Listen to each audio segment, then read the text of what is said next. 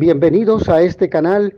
Los invito en esta ocasión a que veamos las lecturas en su sentido general con un comentario que me permito presentarles.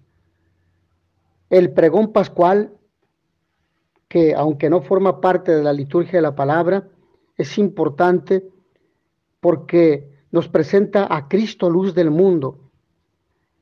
El pregón pascual exulta de gozo en esta noche santa, cuando se ve que necesario fue el pecado de Adán, que ha sido borrado por la muerte de Cristo. Feliz la culpa que mereció tal Redentor. Qué noche tan dichosa. Solo ella conoció el momento en que Cristo resucitó de entre los muertos. Ahuyenta los pecados, lava las culpas, devuelve la inocencia a los caídos, la alegría a los tristes, expulsa el odio, trae la concordia, doblega a los poderosos. Las lecturas del Antiguo Testamento tienen un ritmo interno bien conocido, la ley y los profetas con los salmos. En el primer grupo, la creación, el sacrificio de Abraham y el paso del Mar Rojo. En el segundo, la llamada al amor renovador, con una alusión intencionada a los días de Noé y al diluvio, referencia bautismal y eclesial, y las imágenes sapienciales sacramentales de la alianza, el agua, el alimento, la palabra. En los dos textos de Isaías, la llamada entusiasta a la fe; en el texto de Baruch, la promesa del don escatológico, un pueblo, un agua pura, un corazón y un espíritu nuevos. En el maravilloso texto de Ezequiel. En los salmos resuenan los temas de las lecturas que les preceden, destacándose los dos cánticos bíblicos, el de Moisés para la lectura del Éxodo y el de Isaías 12 como cántico bautismal. La noche de Pascua, en su verdadero sentido, es la fiesta nupcial de la Iglesia. Todas las imágenes de nupcias y bodas que, llenas de promesas, nos acompañan a lo largo de la liturgia anual, alcanzan hoy toda su plenitud.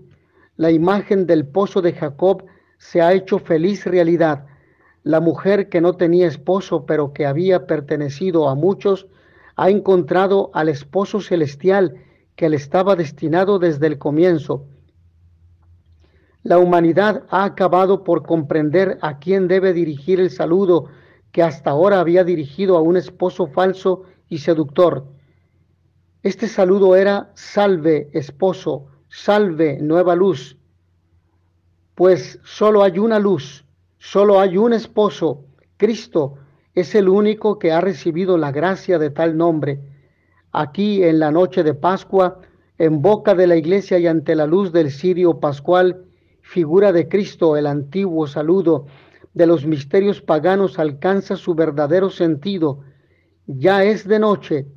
Llega el esposo a casa y encuentra a la esposa desvelada. No ha podido pegar los ojos sabiéndolo fuera en la noche del sepulcro. Ahora ha vuelto vivo. Sus cabellos están cubiertos de la escarcha de la noche. Como decía San Paulino de Nola,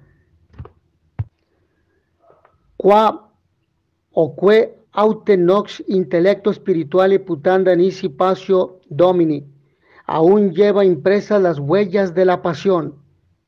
Es lo que quiere decir.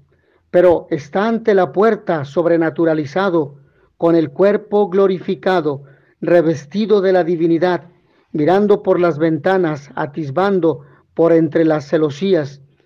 San Ambrosio dirá que las ventanas se interpretan como si fueran los profetas. Por quos dominus genus respexit humanum, priusquam in terras ipse descenderet, por los cuales Dios miró al género humano antes de bajar él mismo a la tierra. Es lo que significa lo anterior. Hasta ahora, la esposa solamente ha podido adivinarlo a él a través de las ventanas y las celosías, a través de los dichos y las imágenes de los profetas. Ahora ha salido de la oscuridad de la noche y su presencia viva en la gloria de su resurrección sobrepasa con su resplandor cualquier imagen y profecía. De esta manera, la primera lectura tomada de Génesis capítulo 1, versículos 1 al 2, y luego hasta el capítulo 2, el primer versículo, nos presenta los comienzos de nuestra historia. Todo es fruto del gran amor de Dios. Todo nace, todo es vida, todo es bueno. Y el gran amor de Dios continúa siempre en todas las generaciones del mundo y de los hombres.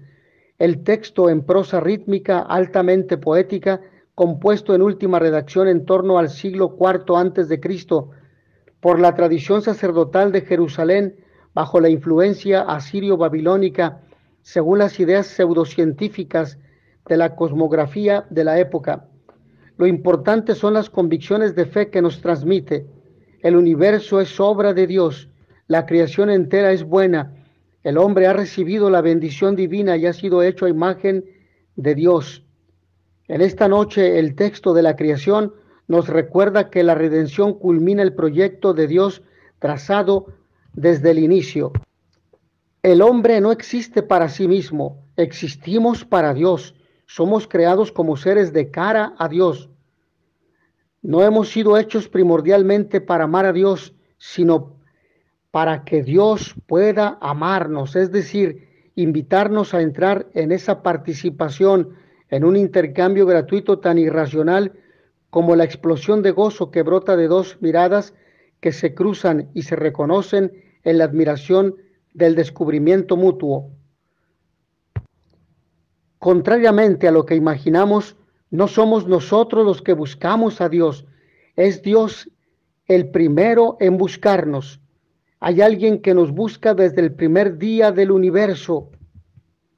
Buscados por alguien, ustedes que aunque solo sea por un momento, han encontrado a alguien o deseado a alguien, entienden lo que quiero decir cuando menciono al enamorado que busca al ser amado con una pasión que da sentido a su vida, vive solo para él y por él, piensa en él, existe como referencia a lo que el otro piensa, experimenta y vive.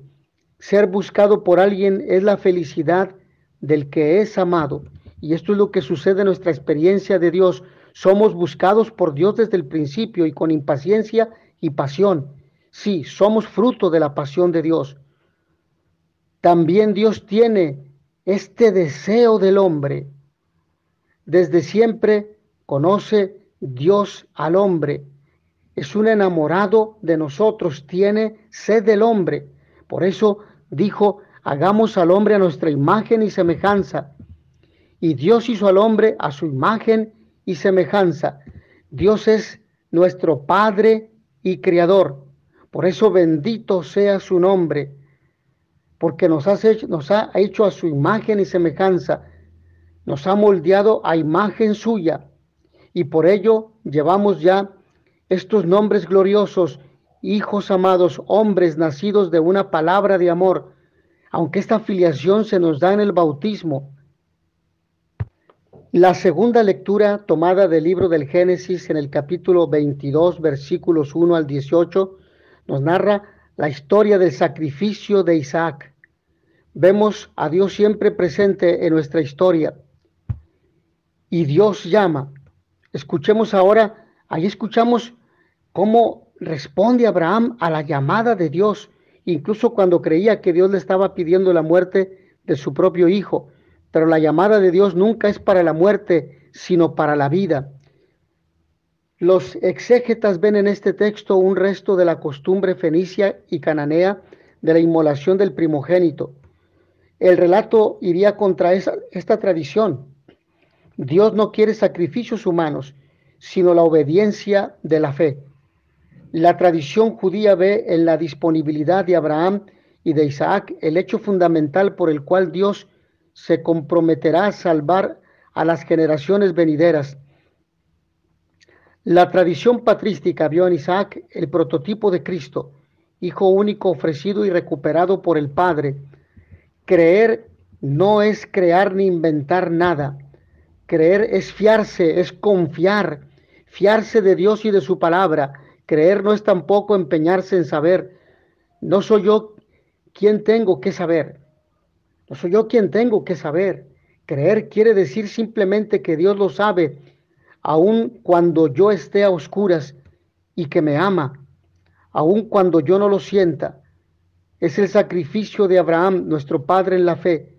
En el origen del texto quizás se encuentre un relato de fundación de un santuario, pero como fuere, lo que sí hay es una condena explícita de los sacrificios humanos. El pueblo de Israel debe ofrecer a Dios los hijos primogénitos, como debe hacer con las primicias de todo, pero no derramando su sangre. Y la narración tiene también otro objetivo: destacar por encima de todo la fe de Abraham. Este hombre pone una confianza tan grande en Dios que se dispone a ofrecerle el Hijo único, al que tanto quiere y que es la prenda de la promesa que el mismo Dios le había hecho. No es extraño que los padres de la iglesia vieran en Isaac la figura de Jesús, el único llamado de Dios, Hijo de Dios, el unigénito de Dios, que este sí se ofrece en la cruz. La tercera lectura es la del Éxodo, en el capítulo 14, versículos 15 versículo 15 y se extiende hasta el capítulo 15, versículo 1. En esta noche de Pascua se escucha el gran relato que marca la historia del pueblo de Israel. Dios no puede soportar la esclavitud de sus hijos. Dios combate junto a ellos contra los poderosos y los opresores. Es este un gran anuncio gozoso. De las lecturas del Antiguo Testamento de esta vigilia, esta es la más importante. Describe el acto fundador del pueblo. El pueblo de esclavos llega a ser el pueblo salvado por Dios. La liberación de Dios desemboca en el canto de acción de gracias de todo el pueblo. El texto se relacionó en el Antiguo Testamento con la Pascua cristiana, el paso a la vida y a la gracia por medio del sacramento del bautismo. Fue la primera Pascua, imagen de la de Cristo, que pasó por la muerte y resucitó a la diestra de Dios Padre y ha hecho posible nuestra Pascua, que tiene en el bautismo su inicio, pues nos hizo pasar del pecado a la condición de hijo adoptivo de Dios. El paso por el mar, o el bautismo del pueblo. Por el paso del mar, Israel ha sido salvado y liberado de los dos grandes enemigos, la esclavitud de Egipto y el mar, poder del mar. El mar, poder del mal. Egipto y el mar vinieron a ser para Israel sinónimos de enemigos. Sumergirse en el mar era signo de muerte, pero Yahvé lo ha convertido en signo de liberación y comienzo de una vida nueva. Es el lenguaje de la teología paulina sobre el bautismo. El bautismo tiene un doble efecto: libera del pecado y origina la nueva criatura. Es el bautismo en la nube y en el mar, que Juan capítulo 3 versículo 5 formula diciendo que es nacimiento del agua y del espíritu. La cuarta lectura es del profeta 54, 5 al 14.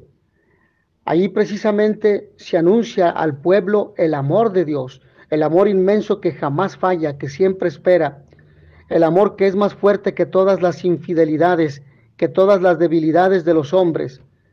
Canta Isaías ahora la fecundidad de la nueva Jerusalén. Nos muestra al pueblo de Israel que en el exilio se encuentra en una situación como la de una esposa abandonada. El abandono en que Dios tiene a su pueblo no es más que aparente y por un instante, porque Él mismo va a recobrar a su pueblo con gran cariño, ya que le ama con misericordia eterna, de la que jamás se echará atrás. Cierto que Sión fue mujer abandonada y desolada, pero nunca repudiada. Traspasando a Dios los sentimientos humanos de un fiel y celoso esposo herido por las infidelidades de su amada, reconoce que ha caído en un momento de cólera, de depresión y olvido, pero vuelve los ojos a la tradición bíblica, recuerda los días de Noé y constata que el castigo es siempre momentáneo, en tanto el amor es eterno. Así ahora el destierro babilónico ha pasado mientras la alianza de paz perdura por siempre. Podrán vacilar los montes y temblar los collados.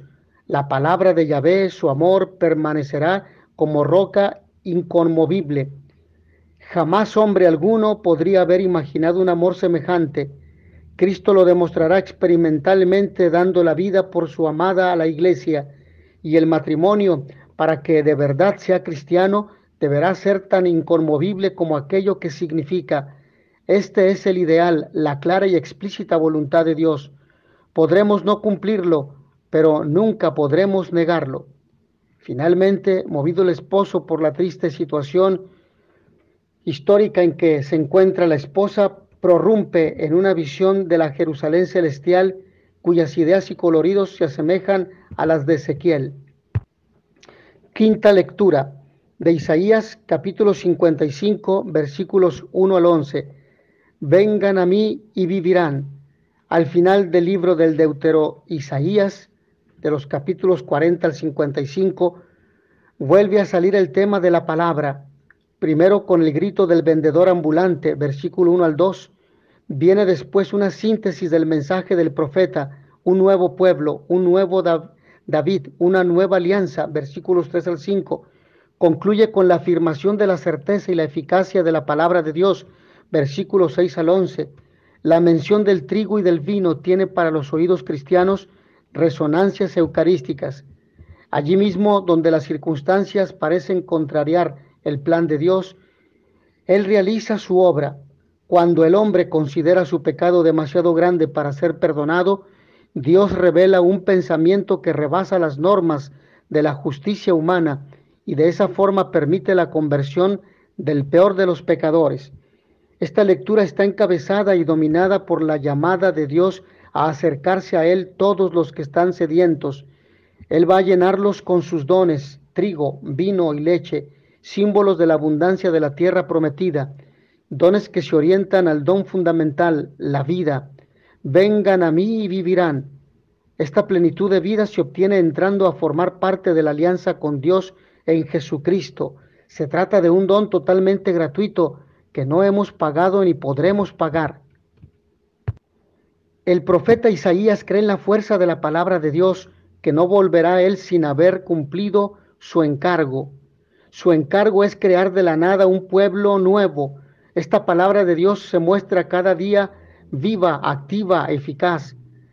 La Eucaristía se realiza por el poder de esta misma palabra de Dios. Sexta lectura, tomada del libro del profeta Baruch, capítulo 3, versículos 9 al 15 y versículo 32, luego hasta el capítulo 4, versículo 4. Aquí aparece la figura de Baruch, el secretario del profeta Jeremías. Fue objeto de varias leyendas. Según una de ellas, después de acompañar a Jeremías a Egipto y de la muerte de éste, se trasladó a Babilonia entre los desterrados. No es extraño, pues, que un libro tardío de los siglos segundo o primero antes de Cristo, que aparenta situarse en tiempos del exilio, lo acoja como autor. Por eso dice: veo ahí la llamada divina que nos muestra la vocación, la auténtica vida y la felicidad. Se trata de mantenerse fieles a la palabra o sabiduría de Dios que Él dio a Israel y quedó plasmada en la ley y los mandatos de Dios. El texto es una exhortación a avanzar por este camino de fidelidad a Dios, puesto que cuando Israel se ha apartado de Él, le han sobrevenido los mayores desastres. Esta sabiduría, fuente de vida, va de la mano de la palabra eficaz que hace hablar las estrellas, imagen de cómo hemos de seguir la vida nueva en el agua y en el espíritu. Ella es el libro de los mandamientos de Dios, y cuantos las guarden vivirán. Se trata, pues, de volver a ella y de caminar hacia su resplandor. Este es el privilegio del bautizado. Sigue la séptima lectura y última del Antiguo Testamento, y esta es tomada del profeta Ezequiel, capítulo 36, versículos 16 al 28. Por su modo de actuar, Israel se ha alejado de Dios. Esta es la causa por la que le han sobrevenido el destierro y la dispersión.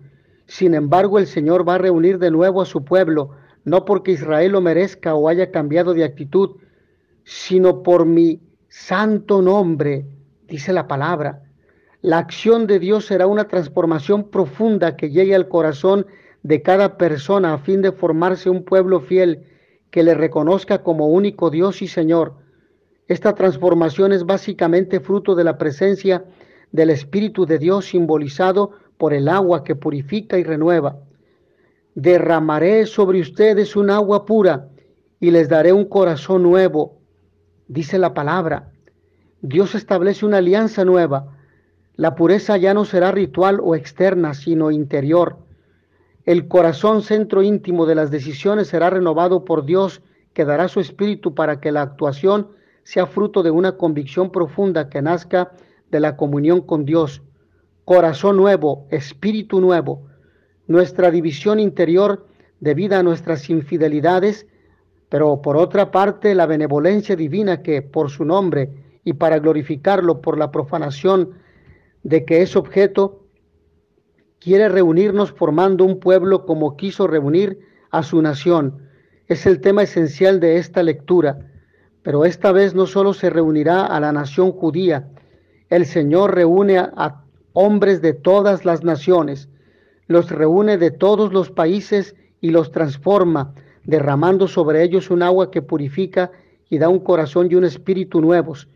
El Señor infunde en ellos su espíritu y ahí están unos hombres capaces de seguir su ley y de observar sus mandamientos y ser fieles a ellos. Habitarán en el país que Dios les dará. Ellos serán su pueblo y Él será su Dios. El texto no necesita más comentario. Tan claramente se aplica a los bautizados de esta noche y a todos los cristianos unidos en un solo cuerpo por la misma agua bautismal, que sería inútil enturbar o enturbiar con explicaciones superfluas este texto inspirado. Pero también aquí subrayamos la manera como utiliza la liturgia el texto. Este texto en sí no predice el bautismo cristiano. Sin embargo, nadie encontrará que la Iglesia lo traiciona al servirse de él como lo hace para su catequesis bautismal. La Iglesia canta la iniciativa de Dios que se compadece de los hombres y que los salva purificándolos. El Señor es quien purifica como Él es quien creó. Nosotros, al ser así purificados, recibimos un don del Espíritu. En las palabras que siguen se expresa todo el dinamismo pascual. Cuando nosotros todavía estábamos sin fuerza, en el tiempo señalado, Cristo murió por los impíos. Justificados ahora por su sangre, seremos por él salvados de la cólera. Somos hombres nuevos, tema que repetirá San Pablo y que San Juan hace desarrollar a Jesús en su entrevista con Nicodemo: nacer de agua y de espíritu. Finalmente, agradezco a todos ustedes su amable atención y la reflexión al Evangelio la encontrarán precisamente en este canal, en la reflexión que hago diariamente al Evangelio de cada día. Por ende, la encontrarán aquí. Así se titula: Evangelio de la Vigilia Pascual. In notitia veritatis proficere pax et bonum.